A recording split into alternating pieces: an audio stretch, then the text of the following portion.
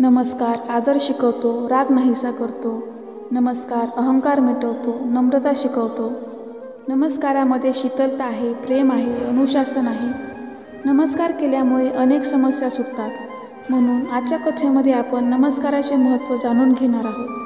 चला तर मग आजच्या या सुंदर कथेचा आनंद घेऊयात. हा प्रसंग आहे महाभारताच्या युद्धाच्या वेळेसचा. महाभारताचे युद्ध चालू होते. एके दिवशी दुर्योधनाच्या कटाक्षामुळे दुःखी होऊन भीष्म पितामह घोषणा करतात की मी उद्या पांडवांचा वध करीन. त्यांच्या या घोषणेची माहिती मिळाल्यानंतर पांडवांच्या शिबिरात अस्वस्थता पसरते. कारण भीष्म पितामह किती शक्तिशाली आहेत हे सर्वांनाच माहीत होते. त्यामुळे काहीतरी वाईट घडणार म्हणून सगळेजण चिंताग्रस्त झाले. सगळ्यांना असे चिंताग्रस्त बघून श्रीकृष्ण द्रौपदीला म्हणाले, माझ्यासोबत चल. श्रीकृष्ण द्रौपदीला घेऊन थेट भीष्म पितामहांच्या शिबिरात पोहोचले.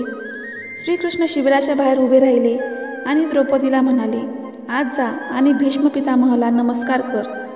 जेव्हा द्रौपदी आत गेली आणि तिने भीष्म पितामह यांना नमस्कार केला तेव्हा भीष्म पितामह यांनी तिला अखंड सौभाग्यवती भवचा आशीर्वाद दिला. त्यानंतर त्यांनी द्रौपदीला विचारले की एवढ्या रात्री तू एकटी कशी आलीस? तुला इथं श्रीकृष्णांनी आणलं आहे का? तेव्हा द्रौपदी म्हणाली, हो, आणि ते शिबिराच्या बाहेर उभे आहेत. मग भीष्म देखील शिबिराच्या बाहेर आले आणि दोघांनी एकमेकांना नमस्कार केला.